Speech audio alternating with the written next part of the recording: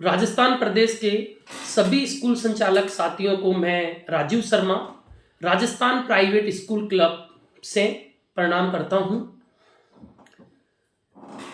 पहले तक अपने क्लब का नाम एडुफैक्ट क्लब बाय राजीव शर्मा था, जिसको मैंने पिछली वीडियो में बताया था कि इसका नाम पर राजस्थान प्राइवेट स्कूल क्लब कर दें। क्लब का उद्देश्य जो क्लब से लोग जुड़े हुए हैं उनकी जो भी समस्याएं होती है, आरटी के रिगार्डिंग हो या मान्यता हो या कोई भी अदर तरह की समस्या हो या एकेडमिक प्रॉब्लम हो, उसका समाधान करना। हम सब यहाँ एक परिवार के रूप में हैं। वर्तमान में जो हमारा दौर चल रहा है, अभी भौतिक सत्यापन लगभग 99% सभी का हो चुका है। अब अभी टाइम चल रहा है सत्यापन की पुष्टि का। सत्यापन की पुष्टि की यदि बात करें, उसमें कुछ डिस्ट्रिक्ट, सभी में नहीं है, 2 4 5 डिस्ट्रिक्ट में प्रॉब्लम आ रही है, जैसे नागौर है, हनुमानगढ़ है, और भी 2 4 डिस्ट्रिक्ट है। फीस को लेकर जिला शिक्षा अधिकारी कार्यालय द्वारा भौतिक सत्यापन की पुष्टि नहीं की जा रही है। उनका कहना है कि किसी डिस्ट्रिक्ट में कहा जा रहा है कि 10% से ऊपर फीस नहीं बढ़ा सकते, 20 से ऊपर नहीं बढ़ा सकते, या 3 साल में एक बार ही बढ़ा सकते हैं। तो बहुत सारी चीजों को लेके कुछ कंफ्यूजन्स हैं। मैं इस वीडियो के माध्यम से सभी जिले के जिला शिक्षा अधिकारी महोदय, आप और हम एक ही गाड़ी के 2 पहिए हैं, और आप जितना सरकारी स्कूलों के अधिकारी हैं उतना ही आप हमारे भी अधिकारी हैं। तो आपको प्राइवेट स्कूल्स को भी उसी नजर से देखना होगा जिस नजर से आप अपने सरकारी स्कूल्स को देखते हैं। कहीं ना कहीं थोड़ा सा मतभेद है, और इतना मतभेद ना हो कि वो मन भेद हो जाए। जब निरीक्षण हो चुका है, भौतिक सत्यापन हो चुका है, भौतिक सत्यापन जो होता है आपके जिला शिक्षा अधिकारी के प्रतिनिधि के द्वारा होता है, और रजिस्टर्ड अधिकारी महोदय ही स्कूल में निरीक्षण के लिए जाते हैं। या तो लेक्चरर हैं या फिर प्रिंसिपल हैं, और वो भौतिक रूप से जाते हैं, वहां पर फीस चेक करते हैं, रसीद बुक देखते हैं, केस बुक देखते हैं, फीस रजिस्टर देखते हैं, और उसके आधार पर फिर फीस भौतिक सत्यापन रिपोर्ट में लिखी जाती है।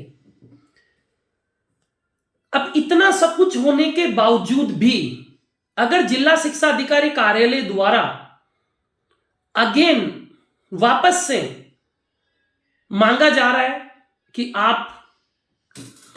आपकी जो फीस डायरी है, रसीद बुक है, वो दो, आपकी कैश बुक दो, अगर ये सारी चीजें आपको अगर मांगनी है, तो फिर सत्यापन दल के द्वारा जो कार्य किया गया, तो इसका मतलब तो यह हुआ कि आप स्वयं ही अपने जो प्रतिनिधि के रूप में जो सत्यापन करने गए हैं उस पर क्वेश्चन उठा रहे हैं। हां, यह मैं मानता हूं कि जिला शिक्षा अधिकारी कार्यालय द्वारा 2% स्कूलों का या मिनिमम 20 जो भी है उनका विशेष सत्यापन कराया जा सकता है, लेकिन फीस बढ़ाई है या जो भी चीजें हैं उन सब के ऊपर अगेन दोबारा क्वेश्चन उठाना ये कहीं तक भी जायज नहीं है। यदि इसी प्रकार से परेशान किया गया स्कूल संचालक साथियों को, तो ये प्राइवेट स्कूलों के साथ अन्याय होगा, और ये अन्याय बर्दाश्त नहीं किया जाएगा। हां, अगर कुछ कागजी कार्रवाई में कमी है, आपको लगता है, तो आप वो चीज पूर्ति कराएं। और मैं आपको क्लियर बताना चाहता हूं कि जो भी राजस्थान प्राइवेट स्कूल क्लब से सदस्य जुड़े हुए हैं लीगल रूप से, अगर उनके साथ यदि कोई परेशानी आती है, तो सबसे पहले मैं कह रहा हूं कि मैं आके आपके जिला शिक्षा अधिकारी कार्यालय के बाहर मैं बैठूंगा, धरने पर बैठूंगा। कोटा से बिलोंग करता हूं मैं, और जो भी मेरे पास लिखित रूप से आएगा, हो सकता है कि मैं शिक्षा मंत्री के सामने भी प्रस्तुत करूं, और मेरा जो वोटिंग राइट है वो सांगानेर विधानसभा आता है, तो मैं वहां तक भी बात पहुंचा सकता हूं। और ये किसी प्रकार की मैं धमकी नहीं दे रहा हूं या मैं आपको कोई जोर जबरदस्ती कर रहा हूं। आप नियमानुसार करिए जो भी कार्य करना है, आप हमारे अधिकारी हैं, हम आपको कोऑपरेट करने के लिए तैयार हैं। लेकिन आप इस तरीके के जो भी है नोटशीट या जो भी अगेन दोबारा कागज मांगना या फीस के आधार पर आप सत्यापन रिपोर्ट को रिजेक्ट कर रहे हैं, कहीं स्कूलों का सत्यापन रिपोर्ट आपने दिन में 3-3, 4-4 बार रिजेक्ट करवाई है। तो मैं हनुमानगढ़ जिले से, साथ ही नागौर से, मेरी हो सकता है आप लोगों से बात भी हुई हो और आप लोगों ने कोऑपरेट भी किया हो, इसके लिए मैं आपको धन्यवाद देता हूं। लेकिन प्लीज सर, आपसे निवेदन है कि इस प्रकार से आप परेशान ना करें, और ज्यादा अन्य जिलों में भी किसी प्रकार की परेशानी नहीं की जा रही है। हम और आप एक ही हैं, हम कोई अलग अलग नहीं हैं।